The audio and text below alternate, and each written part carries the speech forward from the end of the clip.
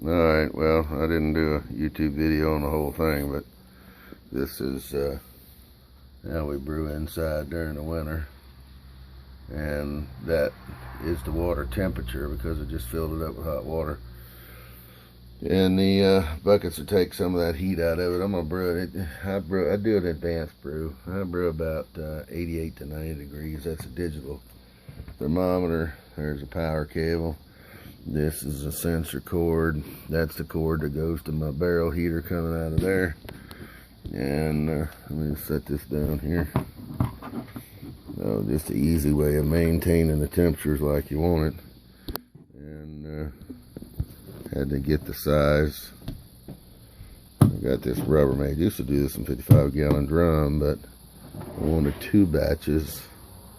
And those are 8.7 gallon drums. Wasn't tall enough. I couldn't find a container tall enough for a standard airlock, so I just ran a hose out there, and maybe you can see it. Let me reach and grab this from over here. Let's see. Well, anyway, that hose is running down in the water, and that one is too. And so whenever it percolates, breeze or whatever, though that's an airlock that will work. It is an airlock. Anyway, I got what I call dragon piss.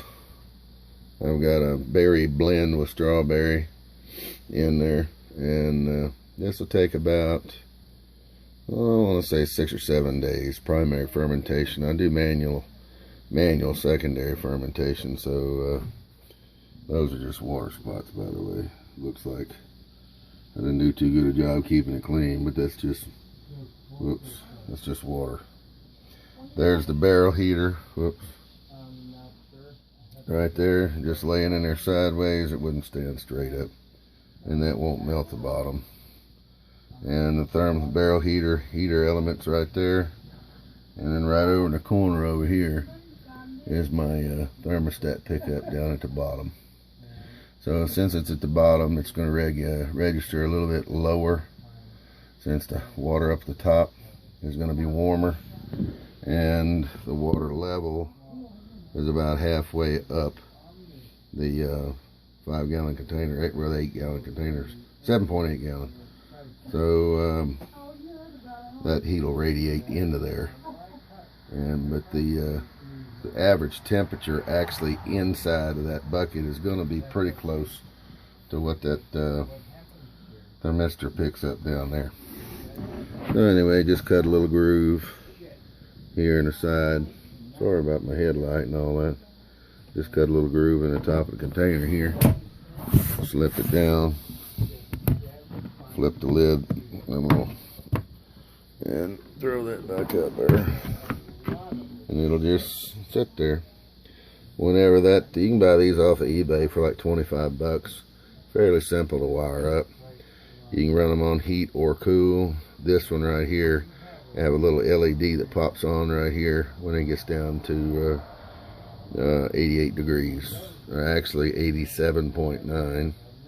It'll kick on and it'll run up to 90 and cut back off. So it'll brew between 88 and 90 degrees. And what I'll do is I'll pull the little thermostat out of the bottom of that bucket and stick it into the must and get a true reading on it, and I'll make any adjustments. Either raise the, if I find the temperature in the must is a little bit higher than the temperature of the water, I'll just raise the thermostat just a little bit. But anyway, you could, and then I just tape it on the outside, or tape it on the inside, just let it hang. Anyway, you can get it just like you want it. So there's 16 gallons, middle of the winter, temperature controlled, and got another setup going over there. This one I'm doing a test on, and I'm running it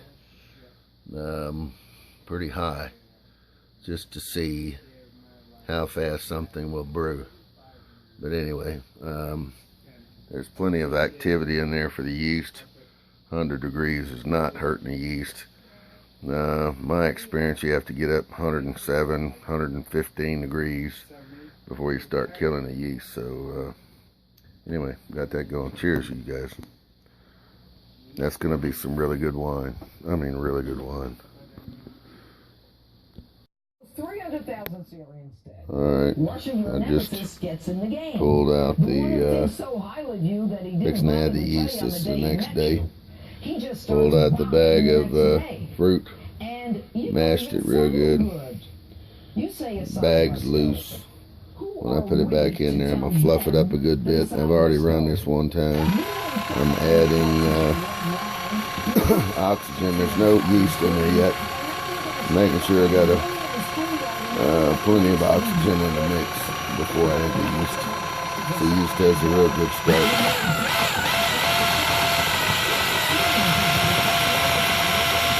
Basically whipping the air into it.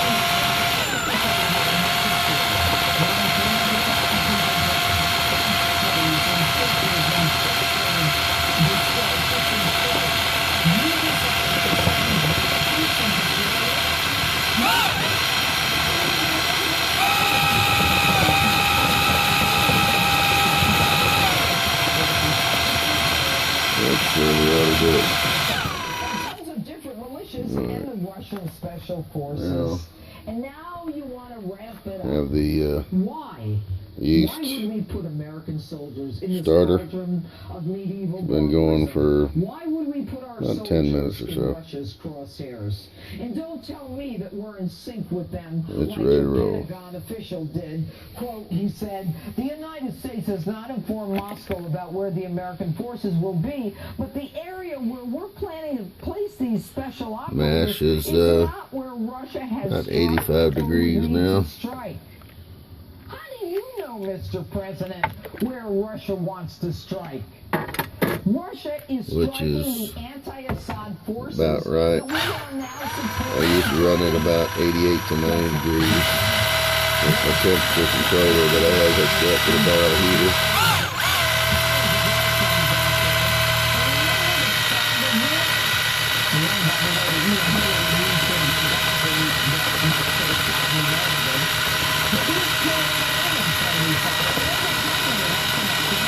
Some people say, ooh, don't stir the yeast, don't hurt it. Yeah, okay. This is the temperature controller. Like I said, 88. It just kicked on. See that light in the upper left-hand corner? That means this barrel heater in here is you're the one who can't wait to let the terrorists out of Gitmo. Just starting to warm up the water, which heats up both buckets. There's the thermostat right down. Oops, crap. I had to replace the thermocouple, so I hadn't gotten this wire completely straight yet. It was sitting up too close to the heater. Careful what you wish for. You may just get it. And it's the American military families Let me get it down in there a little bit. Pay the price. And that's my I usually like to have it sitting about halfway in the water, halfway down, where you get it midway. Alright, this one, we'll just put the fruit back in, and it's going to take two hands, but basically, this is roughly what I'm going to be doing to it. And I'm going to use that paint to stir, then I'm just going to fluff the bag a little bit, or maybe not. No, it's doing good just like it is. The bag's already filled up with fluid again, so we're getting good transfer. So that yeast is going to be able to get into those pectins just fine and all that. That's why you leave the bag loose, so you can fluff it up. Yeah, that's in good shape. I don't know if you can actually see it's full of fluids. I'm just bumping it, and that should transfer. That yeast to get in there just fine. In fact, that bag will be floating next time I open it up. Alright, I'm going to do the same thing to the second bucket back there. Now this bucket here, let me get this out of here.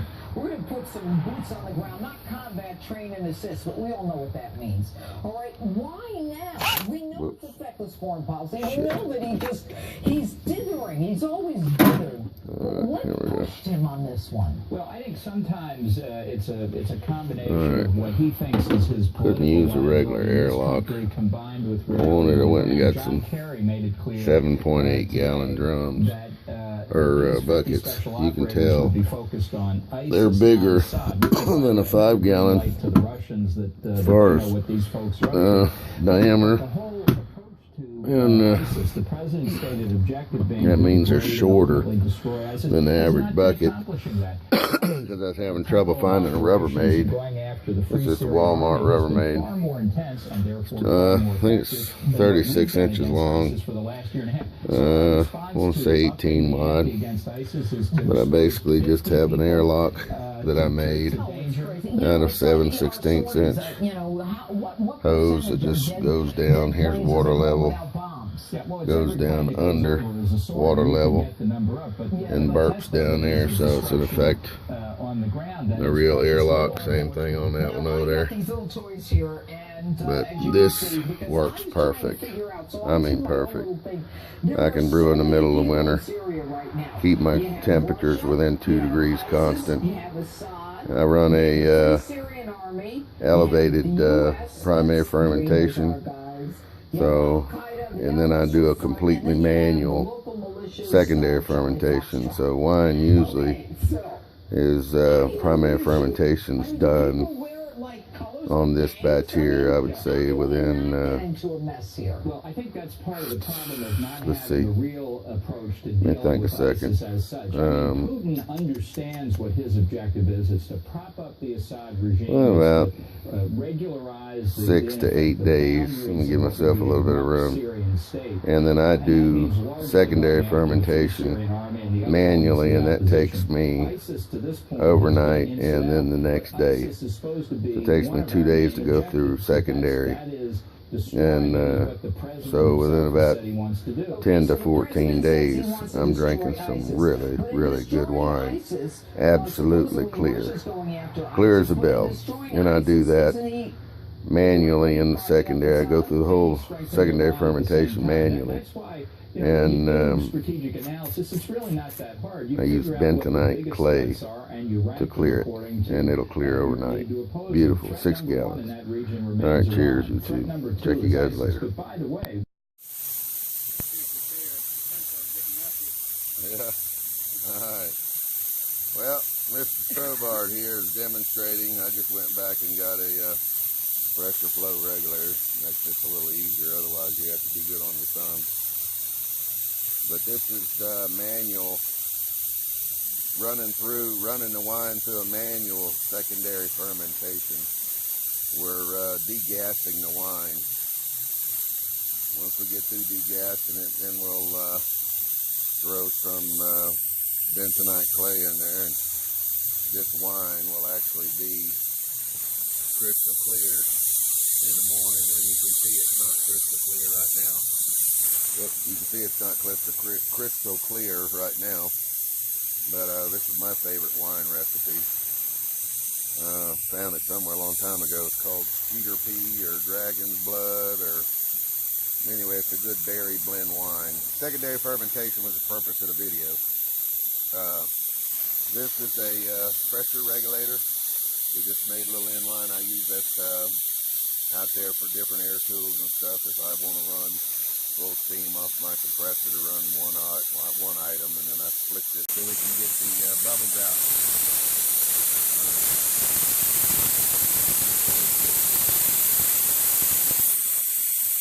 And he's got it some up here. This is a Venturi.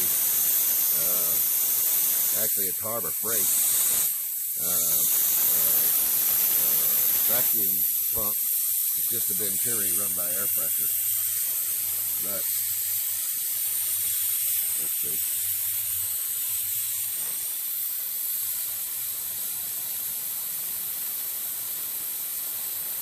All right, let your finger off of it a little bit.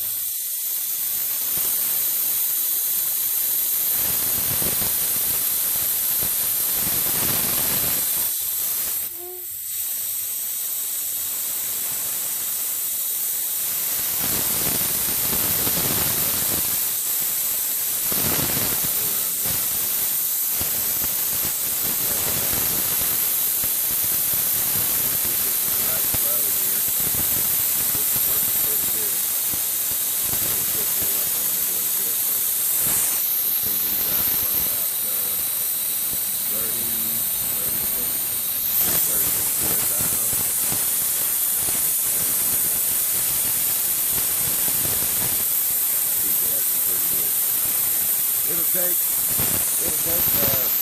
anywhere from 15 to 30 minutes to do this. I'll do this twice. I do it once, get most of the carbonation out of it, then I'll hit it with a potassium sorbate, and that'll and metabisulfite, and that'll sterilize the yeast and create an environment that it can't live in, and that'll work off within a day or so.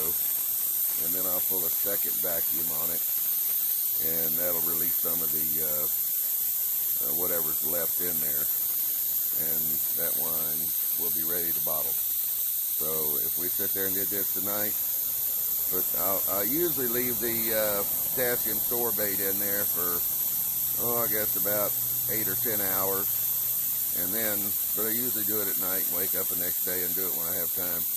But if I put the potassium sorbate in it tonight, get up tomorrow during the day sometime, mix up a batch of bentonite clay, throw it in there, stir it up real good. The next morning, it'll be clear as a bell and ready to drink. So anyway, just want to share with you guys how I do secondary fermentation manually. And don't put this on the wine forums. The guys will call you hooch maker and everything else like that, but this is some of the best wine. I've had people say they've never tasted a wine as good as this. Not the particular recipe as much as it is. I can be drinking this stuff in about 12 days. So anyway, I don't know if I'm just share the wealth, you know what I mean? All right, YouTube, secondary fermentation. Here we go. Thank you, Mr. Tovar. Thank you. Alright, let's see. I was fixing to do a video, realized that I had this clearing over here. Oops, remove this. And thought I would show some of it to you. This is after clearing, and you really can't tell how clear it is. I guess the camera, when you get it near the light or whatever, but that is extremely clear. And here I'm finishing off the last couple. You can tell that there's a little bit of dregs down in the bottom of that. I use wide mouth jars and narrow mouth. This here, I've cleared these a time, or just working out the sludge out of them, I guess, which the dregs. So anyway, these are about finished, and I have 6 gallons in the other room that's done. This is the second wine that I made off of this. Now this is a little foggy here because I just got through clearing them, or turn them all over. Now this one, you can tell here, see the very top of that? It's just now starting to settle, but that's a lot of the yeast and fibers from the fruit and all that. I drain that off, and here is, and that's a beautiful pink wine. It's kind of hard to tell, but you can see there's some fuzz down there in the bottom end of it that I'll get out next time I go through that. Now this wine here, I made 6 gallons. Let's see if you can tell this any better.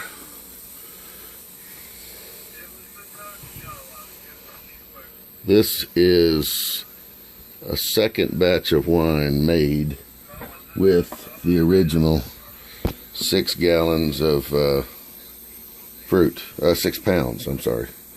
Did 3 pounds of fruit each 6-gallon batch, and that was a fruit that I got through with making the first wine. And then I threw 6 pounds of fruit in the second batch, added my sugar and yeast, and ran it again. So I get a full-bodied, good dark red wine, and then I get a nice light wine out of it. Wish you could actually see the color on this camera. I guess I need to do this outside during the day. But anyway, I want to throw that on the tail end of the video so you guys get to see, how that works. Cheers.